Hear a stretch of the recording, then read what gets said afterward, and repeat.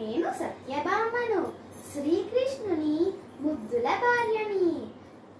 అందరికంటే శ్రీకృష్ణుడికి నేనంటేనే ఎక్కువ ఇష్టం. నేనా లేక రుక్మిణీనా? అదెలా సాధ్యం? నేను సత్యభామను, అతిలోక సౌందర్యవతిని, సత్రాజిత్ ముద్దుల కూతురిని.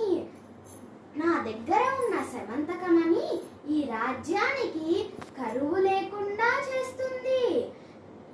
ధనంలో అందరికంటే నేనే ఎక్కువ. పారిజాతం వృక్షాన్ని దేవలోకం నుంచి తెప్పించి నా పెరట్లో నాటించాను.